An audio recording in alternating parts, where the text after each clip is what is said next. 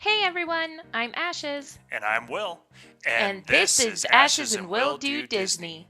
Each week, one of us will tell the other the history, facts, and stories behind the rides and attractions of Disney that have made special memories for generations. Keep in mind that Ashes and Will Do Disney is not affiliated with or employed by the Walt Disney Company, and our views and opinions do not reflect theirs. Now it's time to sit back, relax, and put on your ears because it's time for Ashes and Will Do Disney.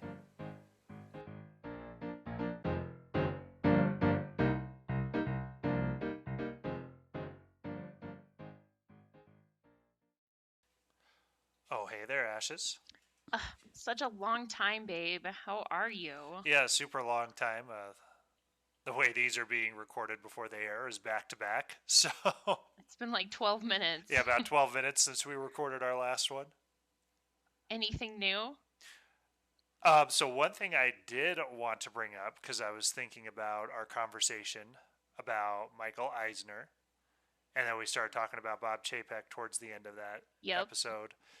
So a while back, a petition had started to basically fire Bob Chapek, and at the time, it had like 70,000, 75,000, something like that, signatures on it to Yeah. have him removed.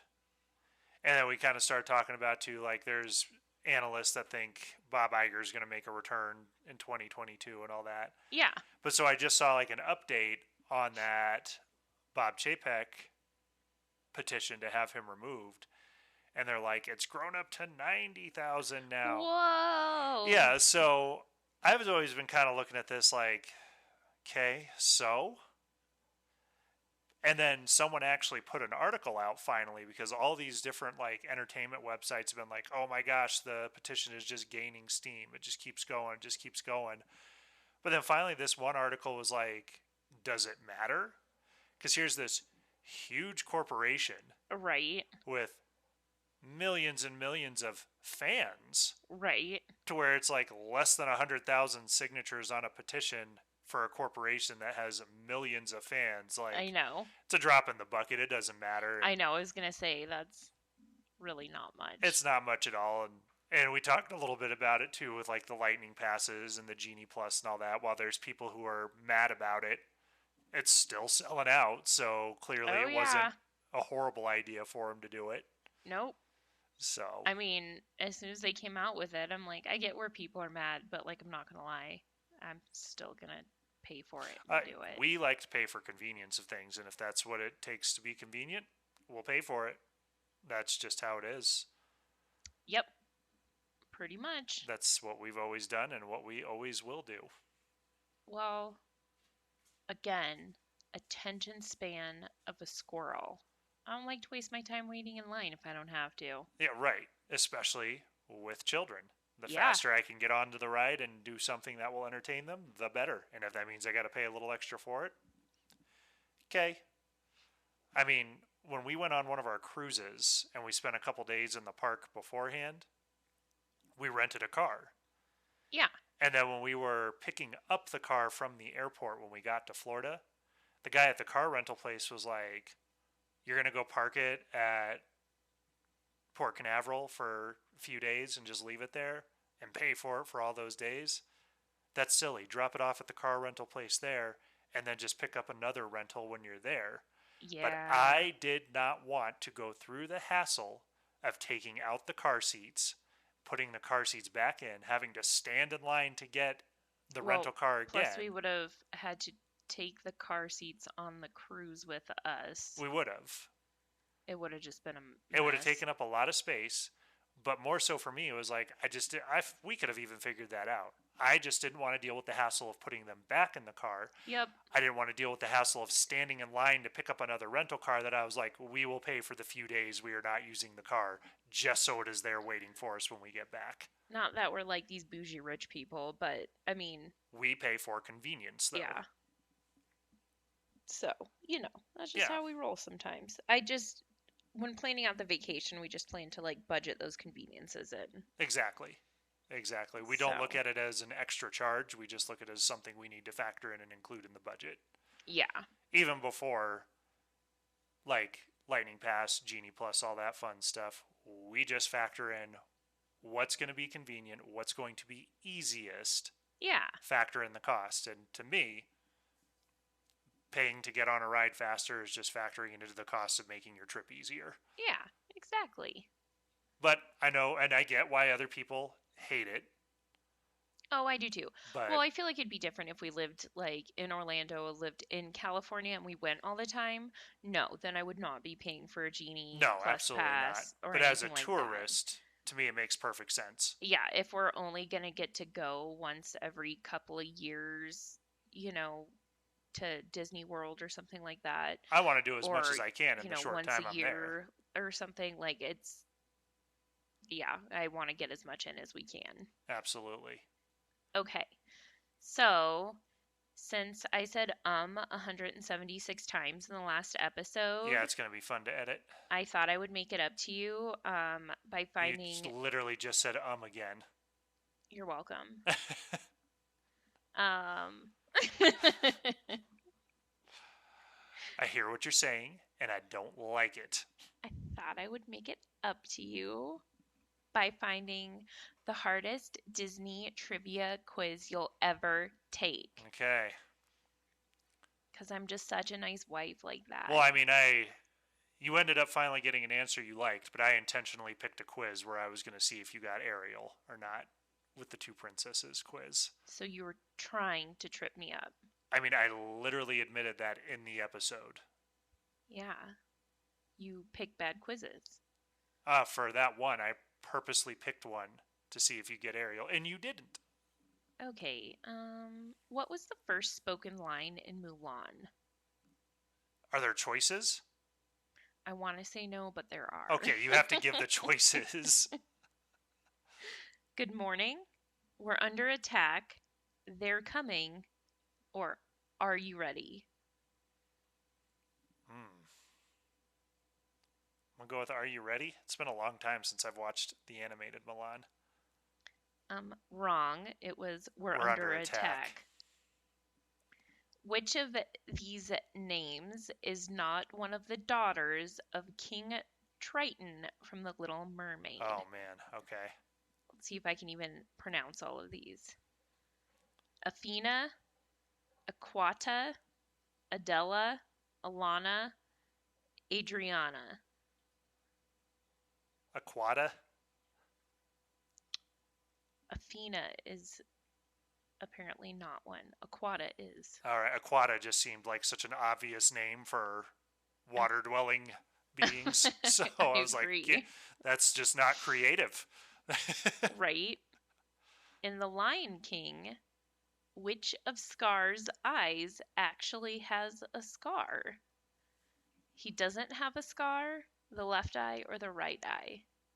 I just got the Wishable for Christmas. You did just get the Wishable. And I believe the scar's on the left eye. Correct. Yes.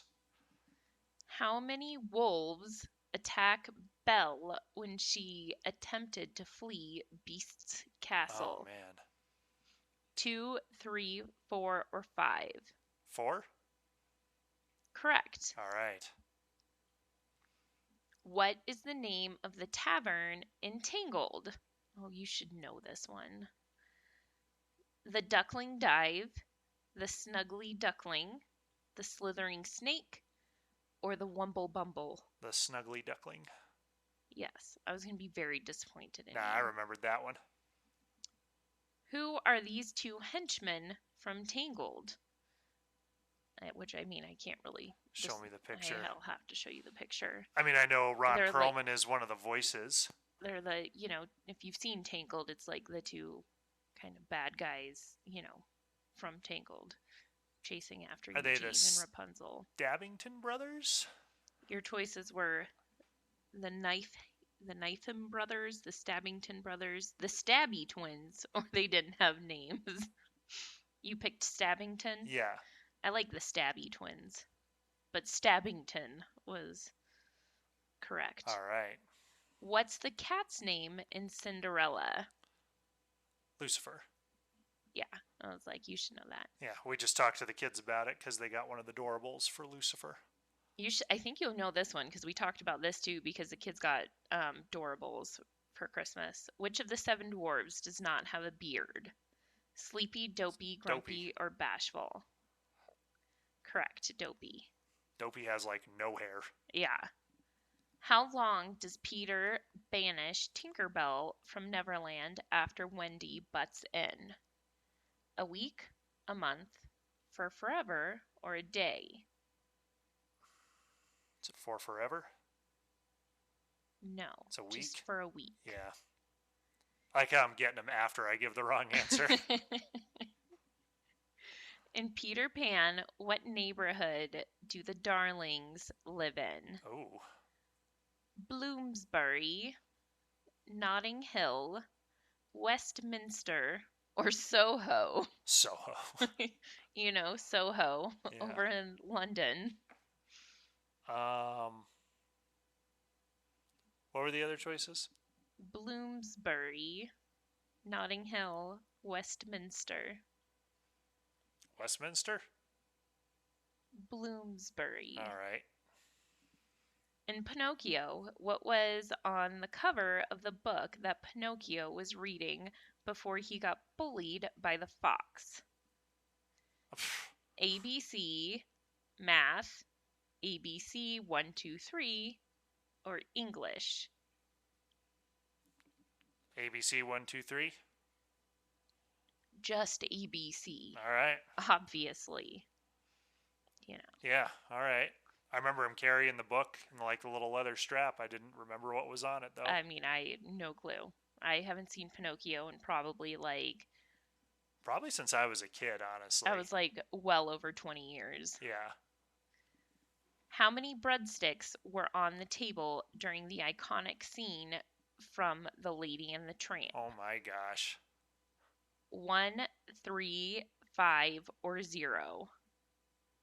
I'm gonna say 0. I don't remember seeing breadsticks. Oh, well, that one disappeared. And it just said you got 6 out of 12. So I don't actually know the right answer because I couldn't keep track of how many you got right.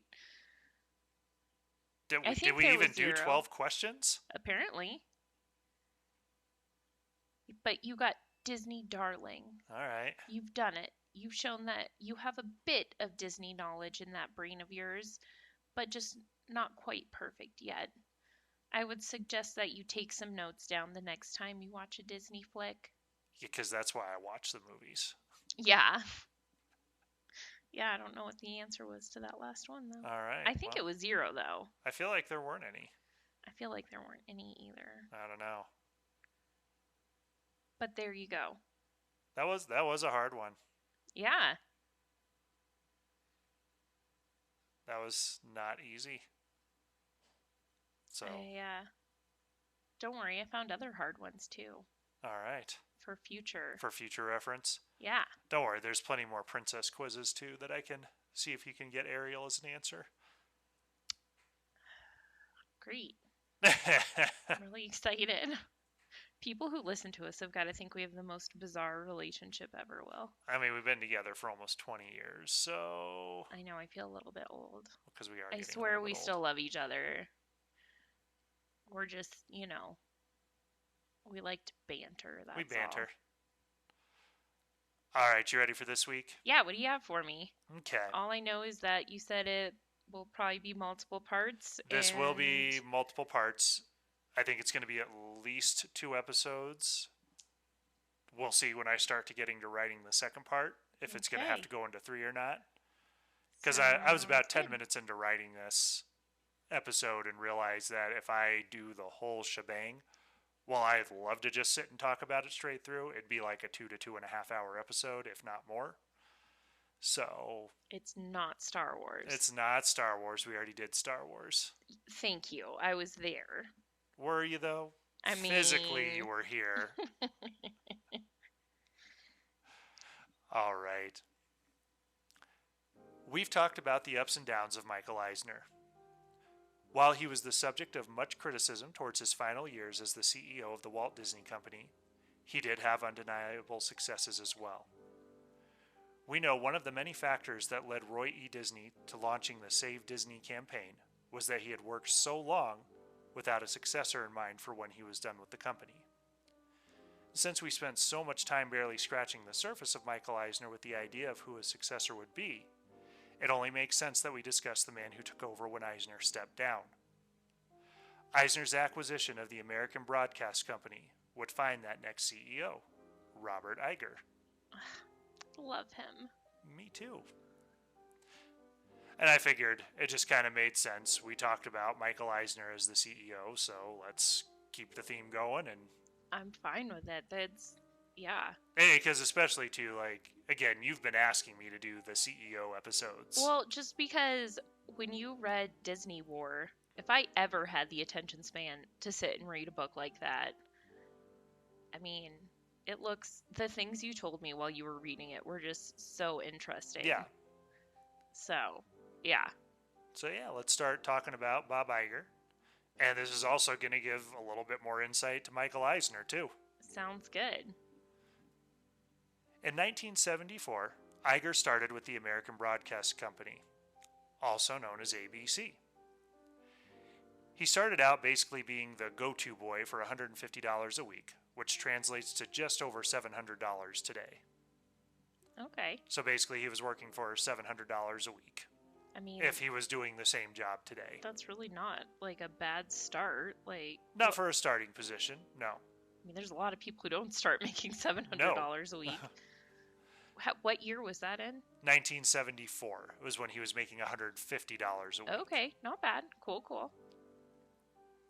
After working his way up the ranks, one of his crowning projects was serving as the senior program executive for the 1988 Calgary Winter Olympics. This is not a program that went off without a hitch. There were many weather delays and other disruptive events that basically made it to where they couldn't always broadcast the events. Iger had decided to fill the gaps with human interest stories like the Jamaican bobsled team and Eddie the Eagle. Obviously, Disney made a movie based on the Jamaican bobsled team with cool runnings. Yep.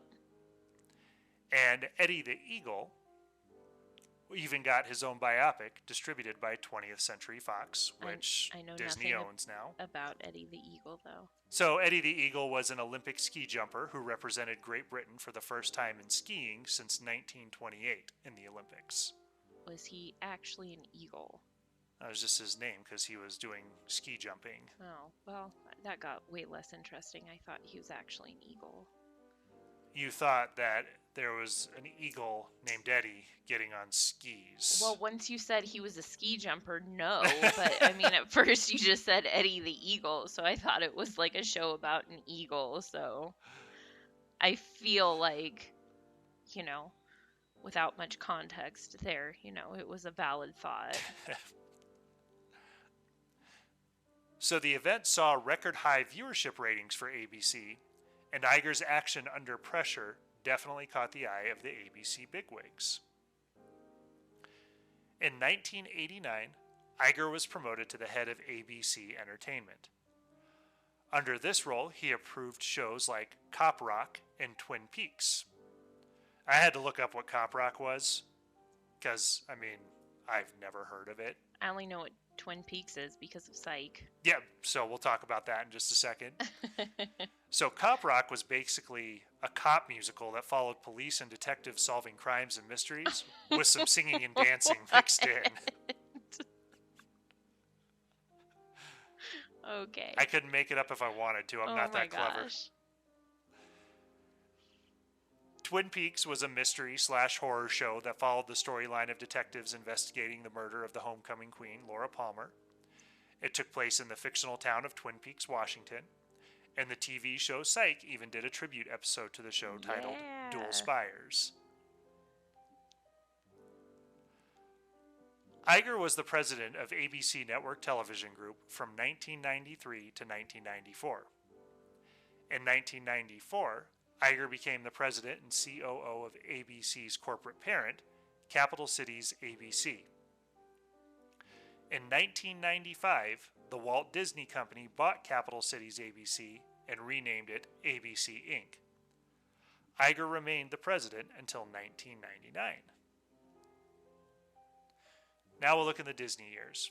Because as we talked about, one of Eisner's successes, I have a feeling I'm going to screw that up a lot. Iger versus Eisner. Yes, I can see. One of Eisner's big successes while he was with Disney was acquiring ABC. Agreed. And when Disney acquired ABC, Iger was told that it was of critical importance to Michael Eisner that Iger sign a 5-year contract and remain with ABC. After the death of Frank Wells and Jeffrey Katzenberg being passed over for his position, Eisner had been running Disney without a second in command for over a year. If Eisner were to successfully pull off the company merger, he knew he wasn't going to be able to run the whole Megillah by himself. Iger really had to think about what he wanted to do, because before the acquisition, he was in line to be the next CEO of ABC, and now he was being asked to sign a 5-year contract to run the media division of the Walt Disney Company. While he wasn't against the idea of doing this, he was also somewhat bitter at the idea of basically taking a back seat when he was so close to sitting at the big kids' table. I mean, yeah, I get it. That's a big, that's a big choice. You almost were in charge of a corporation. That you've literally spent, 25 years at this point? He started in 1974, literally at the very bottom, and then he was going to be at the very top. Yeah. But Iger also had to consider that if he took the job with Disney, he would probably have to move back to Los Angeles, because he was living in New York at the time. That would mean moving away from his daughters, his aging parents, and his fiancée, now wife, Willow Bay, who had a successful career on Good Morning America in New York. While the personal reasons for walking away from Disney seemingly should have tipped the scales one way, the professional reasons were also great and balanced the scales out a bit. Bob Iger has said he typically likes to focus on the job he has and not the jobs he could have. But when he heard that Eisner basically felt Iger was critical to the deal, he couldn't ignore the fact that he could one day become COO and the potential that presented to one day run the company.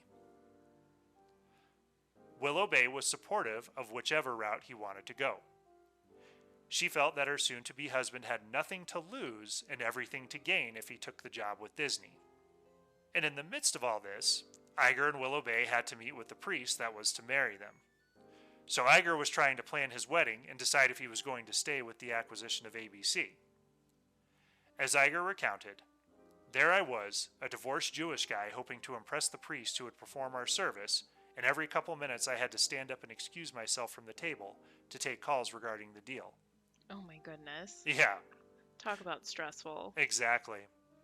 So Iger finally told the priest what was going on, asking that he keep it confidential as if he were in the church confessional. After the priest knew why Iger had to keep excusing himself, every time Iger had to get up from the table to take another call, the priest seemed excited knowing what the calls were and that he was essentially in the know of a huge deal. Clearly the priest was a Disney fan. A little bit of a fan, yeah. Bob Iger had hired a lawyer to help him with the deal, and it got to a point where Iger was told that the overall acquisition of ABC was getting easier to negotiate than Iger's deal itself. One of the big issues that was holding Iger up from taking the job was the matter of who he was going to report to. They had tried to negotiate that he report directly to Eisner, but Eisner refused, because Michael Eisner wanted the freedom to hire a president for Iger to report to. Basically a middleman to exist between the two. While it seems blunt, Iger actually appreciated that Eisner was that direct with him, and he finally accepted the position.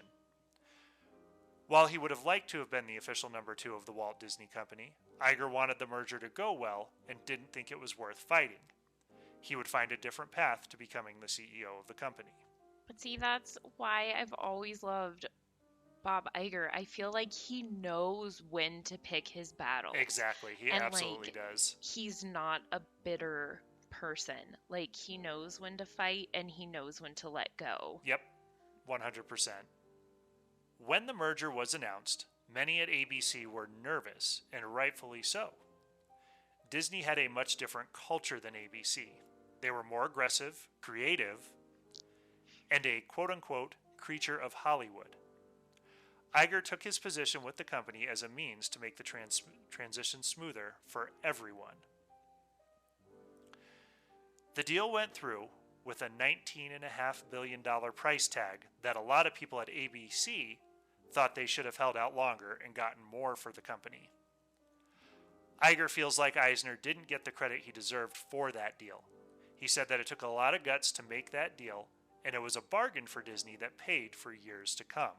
Yeah. So again, we can't deny that Eisner had some successes, and the details that went behind acquiring ABC and getting it for the price that he did was actually a huge success. I mean, yes, I will agree. Eisner had his pluses for sure. I mean, as we had talked about, I guess my biggest beef still is just the fact that like his heart wasn't in Disney itself, and that just is, hard. Yeah, sure. The purchase of ABC actually allowed Disney to remain an independent entertainment company when a lot of others had to accept that they were too small to compete. The merger and the content acquired gave Disney a bit of a buffer after it had been struggling for around a decade with animated features. Well, a couple of weeks after the merger,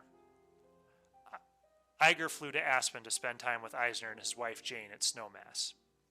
Iger arrived with several binders that detailed all of the different businesses and complexities of ABC, telling Eisner that their assessment was done quickly, so there was a lot that Eisner didn't know. Over the next couple of days, Iger walked Eisner through everything he had just purchased, explaining that ABC was so much more than just a television company. He went over all the intricacies of the company so Eisner really understood what Disney had purchased, but he also let the CEO of the Walt Disney Company know that he had it all covered.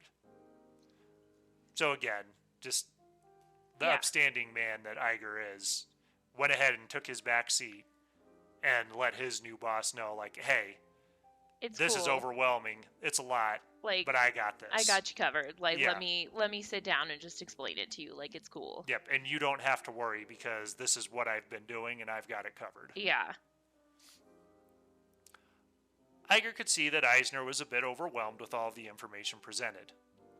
The year prior, Eisner had a heart bypass operation, and Jane was actually very anxious about this acquisition. She had been urging her husband to change his lifestyle and to not do things that were as stressful. Yet here's Bob Iger telling him that the acquisition of ABC is going to be a lot harder than he thought it was going to be. During that weekend, Eisner took Iger to meet Michael Ovitz. As we discussed, Eisner picked Ovitz to be the president, and he only lasted 14 months due to lack of support he felt from Eisner and disdain he felt from other executives. They all went for a hike, and Iger started to realize how close Eisner and Ovitz were, and he started to suspect that Eisner may pick him to be the COO. About a week later, Eisner confirmed the suspicion and told Iger that Ovitz would be his boss.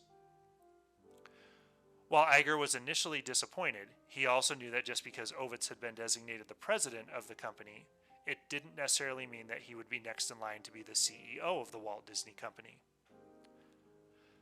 Iger believed in making sure the transitions of the merger were smooth, so when he was asked to comment on Ovitz being selected as president, he stated that if Mike Eisner believed Ovitz was the man for the job, then he trusted his instincts. When the quote was made public, Iger was informed that Eisner did not like being called Mike. Of all things. That's the nitpicky parts of him, though. I know, but it's just like... Remember, he was obsessing over things like parking garage design. I'm all aware, but it's like, here Bob Iger is, like... putting his full faith in you. Being like, you know what? I'm going to just support you. Yep. And he's getting nitpicked over calling him Mike instead of Michael. I don't even care. Even if that was, like, a purposeful, like, little... It wasn't. I doubt it was. It was a faux pas on his part. But still, like, of all things, like, what a petty, like, move to be like, you called me Mike. Well, he didn't tell Iger this. One of Eisner's secretaries essentially clearly word got out. Yes. Iger got his first taste of the Disney brand on his honeymoon. He knew that if he had waited for the merger to completely go through, he wouldn't get a chance for a honeymoon, so he shortened his engagement and he went to southern France with Willow. At their hotel, a large box arrived full of Disney swag. There were matching jammies, bride and groom ears, and Donald Duck slippers. I want matching jammies. I know, right? But keep in mind, Bob Iger had never actually worked for Disney, so he wasn't used to this type of brand and what they were going for. Yeah. So, because they were kind of like, well, we don't really need all this stuff, they decided to leave it all behind in the room, hopeful that the next people staying there would get a kick out of it. To which I was like, man, why couldn't I be the next person to stay in that room with a box full of Disney stuff? Whatever. But Iger was also making this transition to the Disney brand, so in his mind too, he kind of looked back at it and was actually kind of embarrassed at the idea of, here he is, this big corporate executive. His wife is an anchor on Good Morning America. Yeah. And here's this box of like Disney things in his hotel room. Yeah, he clearly didn't quite get it. So it was rare that Eisner wasn't wearing a Mickey Mouse tie, and he had encouraged all the other high-level executives to wear one too. Iger pretended as though he never received that memo to wear such ties. Oh. Which, I'm not going to lie, sad. This one paragraph from his autobiography, like, I felt somewhat personally attacked. Yeah, agreed. Because I would absolutely love to have a box full of Disney swag that my employer gave me on my honeymoon. Right. I have Mickey Mouse ties. Yeah. That if I worked for Disney, I would absolutely be wearing them to work every day. 100%. So I understand at the time why Iger felt that way, but at the same time, I still feel attacked. Agreed. And disappointed. Aside from the differences in what to wear, there were many professional differences at Disney compared to ABC. At ABC, higher-level executives tended to be approachable and had more of an open-door policy. They also had more autonomy at ABC. As long as your team adhered to their budget, they were pretty much left to do their own thing. Disney was the opposite. Which is kind of mind-blowing. You would think Disney would be more open-door and less, like... But keep in mind who was in charge at the time. I know, I'm well aware. Captain Nitpicky. Yeah. So Eisner and Frank Wells had centralized themselves in the company and wielded their power throughout the company. Iger became a part of the Walt Disney Company about halfway through Eisner's 21-year tenure. As discussed previously, Eisner's first decade with Disney was successful. He expanded the theme parks, started up the cruise ship industry, and had much success in animation with movies like Little Mermaid, Beauty and the Beast, Aladdin, and The Lion King. These successes led to high revenue in consumer products from Disney stores. So we've talked about it before, where the movies aren't the big money makers for Disney. It's the parks and the merchandise. That's why movies are made, is to essentially advertise new merchandise. Yeah. And that's what Eisner had seen with a lot of these movies, was an uptick in revenue on merchandise. I want to buy all the Encanto stuff already. Right. And we're going to have to for our kiddo's Encanto birthday. I know. The Disney Channel had launched and saw great success under Eisner, and Walt Disney Studios had produced a run of hits in the live-action department. Not too long into the merger, Iger started to really see where there was a lot of tension in the company, particularly between Eisner and Katzenberg. Remember, Katzenberg had wanted to be the CEO and took it personally when he didn't get promoted after Frank Wells passed. Katzenberg felt he was the one to be credited for the success in animation and felt he was due the role of COO, and Eisner resented him for trying to pressure him into promoting Katzenberg.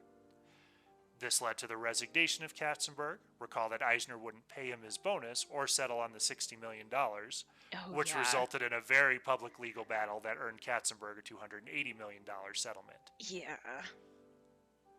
After the resignation of Katzenberg and the price tag that came with it, Disney Animation started to lose its charm.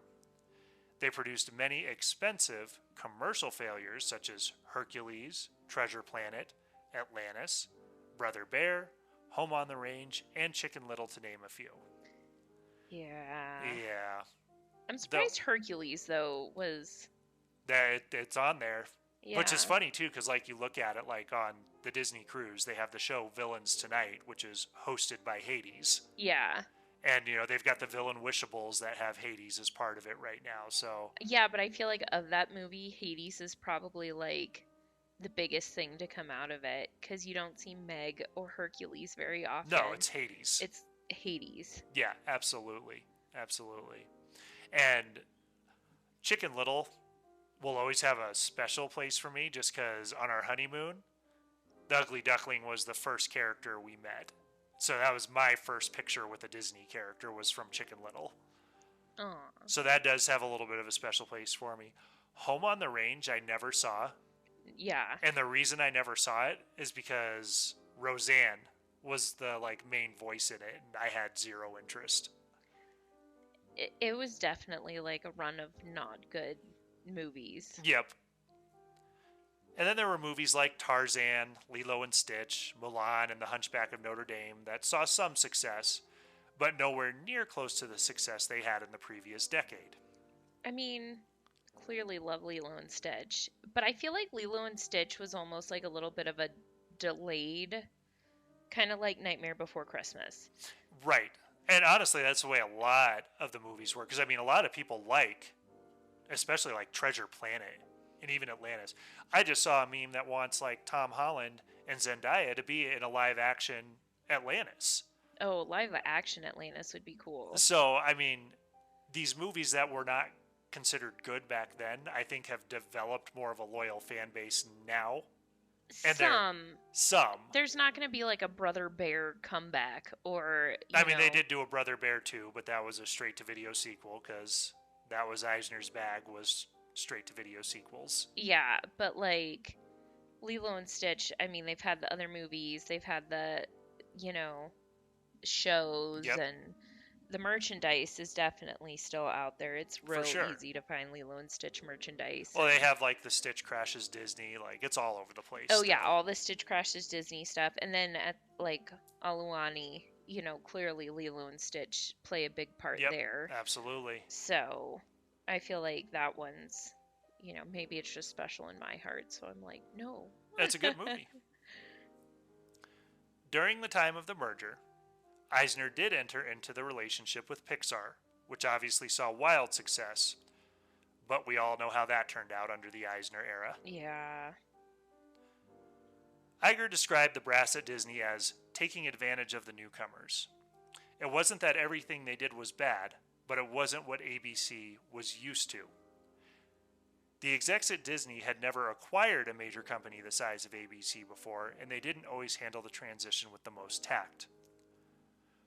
When there were disagreements on how to do something, Iger felt the situations could be diffused with actual conversation, but instead they were handled with authoritative demand. Basically, do it because we said so. The tone was that since Disney had bought ABC, the ABC team just had to do what they were told without question, and it didn't sit well.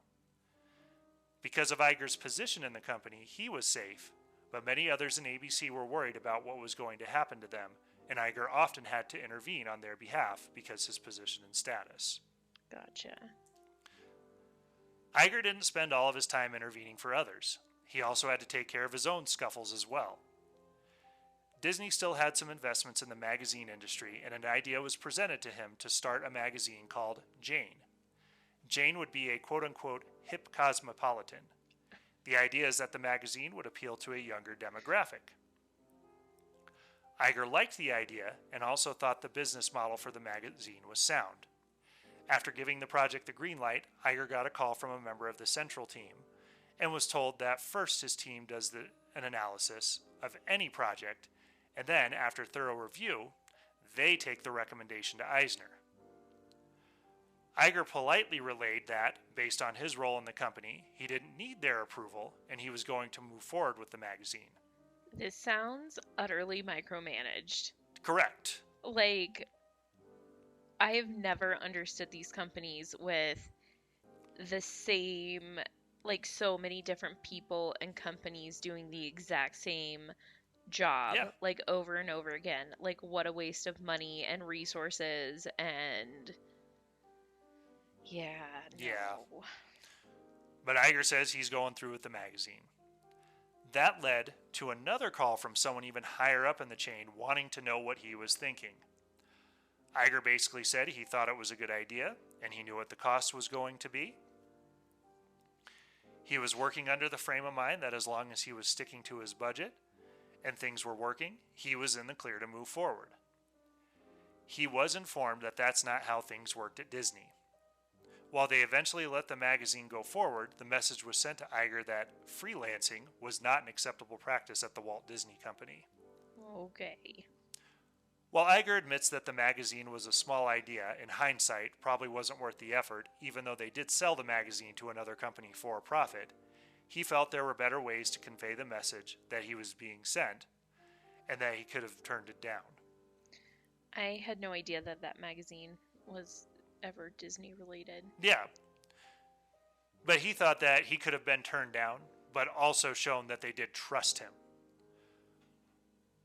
At one point, Iger received a note from Dan Burke during a meeting in his earlier days prior to Disney that essentially told him to be careful what you invest your time and money in. He used the example of trombone oil.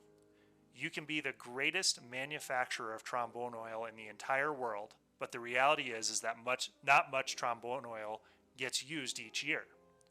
In other words, you can be great at whatever you're doing, but is the project going to give the return for the effort? I love that of all the ways to give that analogy. Trombone oil. Iger still uses it though when he's doing meetings and how to like convey it to employees in like a nice way, being like, look, I'm sure you could take this project and you could be spectacular at it, but is it worth it? I mean, I completely get it. I completely support the idea. I feel like there's plenty of examples of that specific sort of idea out there. So it just amuses me that of all of them, it's trombone oil. On top of having to adapt to a new working environment and culture, Iger also had to witness firsthand the falling out between Ovitz and Eisner. Iger was much closer to this than others witnessing it because Ovitz was Iger's boss. It was clear to Iger that Ovitz was in the wrong job at the wrong time.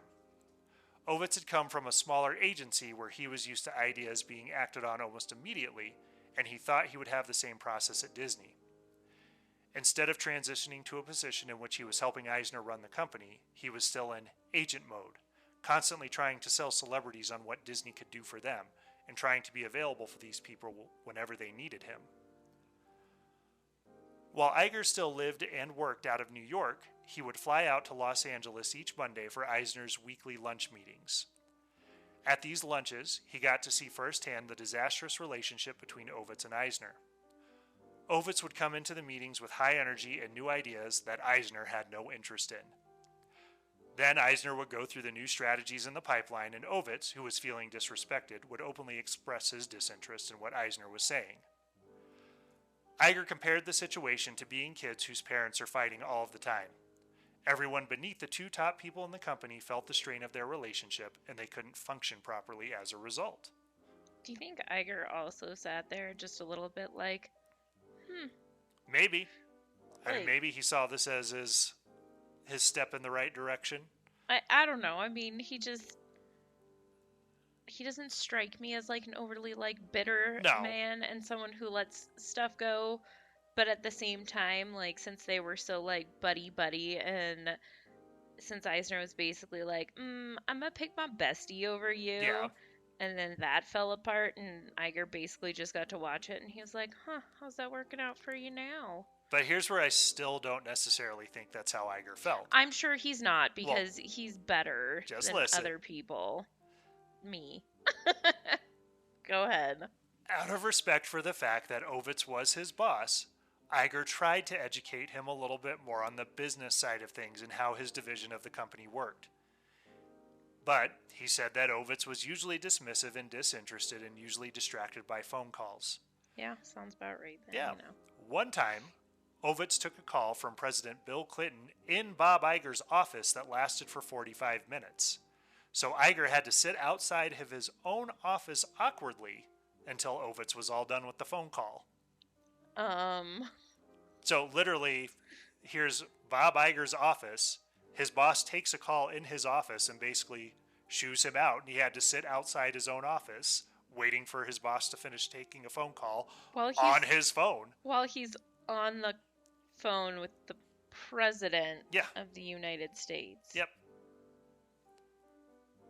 Okay. Yeah. What a weird life. Yeah, right? But pretty much every meeting Iger had with Ovitz was cut short or canceled altogether. As a result of how distracted Ovitz was, the talking began behind his back that picking him to be COO was a disaster. Since none of his ideas were going anywhere, and Eisner basically blacklisted him from moving to any other position in the company, Ovitz was embarrassed and angry. Remember, from the beginning, top executives had told Ovitz they would never report to him, and Eisner didn't defend him. But Iger felt that even had Ovitz been given the authority as COO he should have had, he still would have failed. Prior to meetings, Iger would give Ovitz stacks of data and information. Ovitz wouldn't read any of it and just ask for facts and give an opinion just off of the snapshot. That process didn't work at Disney. With Disney, you had to do the work to succeed, and if you didn't, it showed. The overall problem with Ovitz as the COO was that he was still trying to be a talent agent, which he was very good at, but that wasn't his job and what he was supposed to be doing at Disney. Yeah.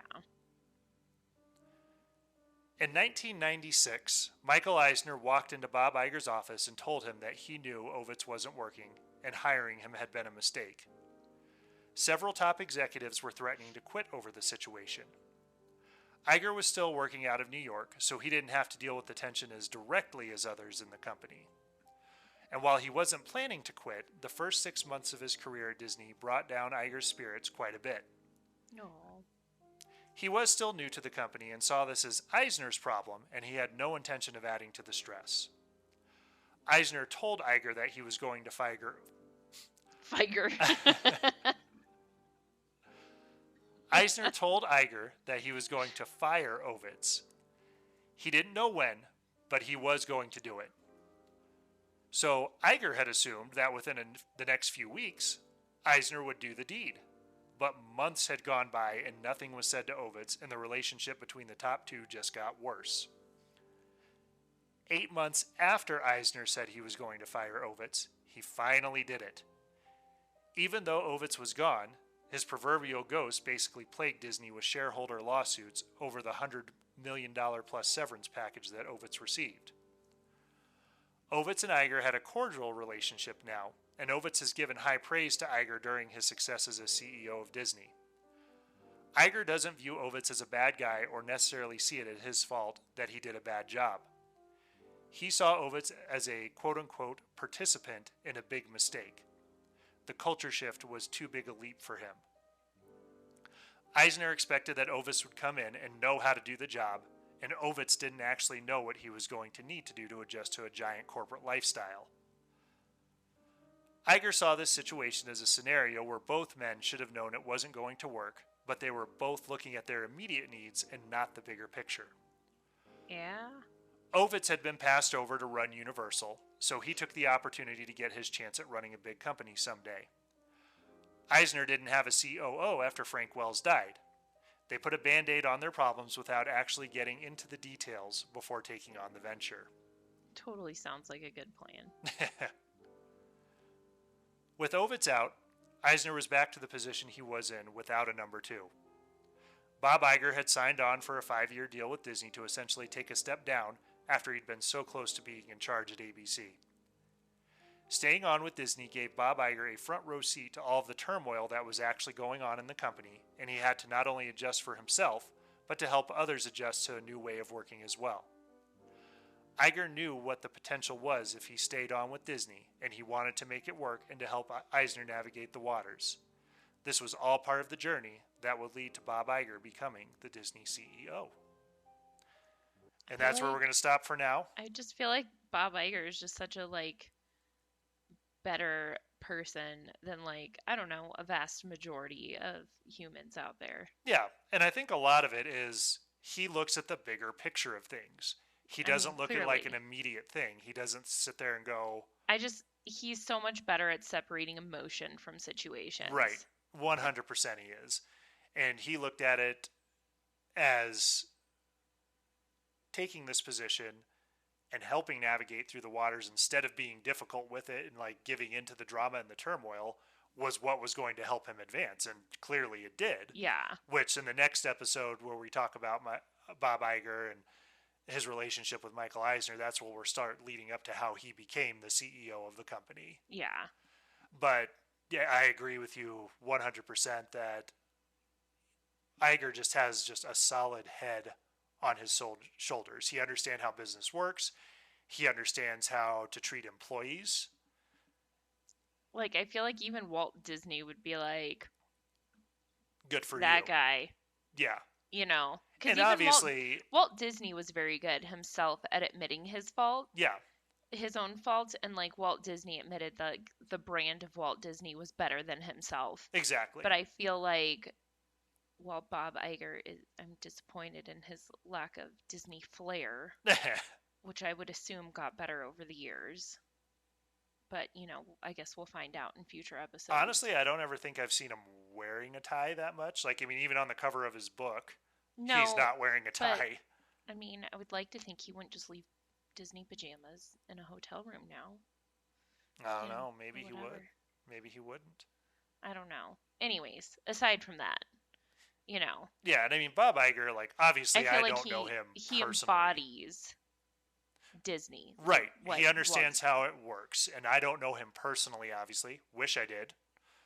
But as a fan of Disney, just watching how he ran the company, like, I hold him in such high regard. Agreed. So, like, I was sad when he announced his retirement because I just want him to keep going forever. Obviously, he can't. He did it for just a little bit more than 15 years. But yeah, like I said, not long enough. You know, after a 15-year career running a company, if someone says you retired too soon, you did something right. He's the Betty White of, you know, Disney. I don't know about that. But yeah, next time we talk about Bob Iger, we'll talk about how his relationship developed with Michael Eisner even more after Michael Ovitz left the company. After Mom and Dad got divorced. After Mom and Dad got divorced, basically, and just his path to becoming the CEO and what that all looked like. Cool. Sounds good. Maybe I'll write an episode for next week. We'll find out. Yeah, we'll see what happens there. That's it for this week's episode of Ashes and Will Do Disney. Don't forget, we need your mouse tales. If you have a funny, weird, exciting, or just a favorite Disney memory, send it to ashesandwilldodisney@gmail.com so we can read them on the show. And don't forget to follow us on Facebook and Instagram at Ashes and Will Do Disney. This is a public group to follow. We're also on YouTube at Ashes and Will Do Disney. Please subscribe, rate, and review wherever you listen to your podcasts. Thank you so much for listening, and have a magical day.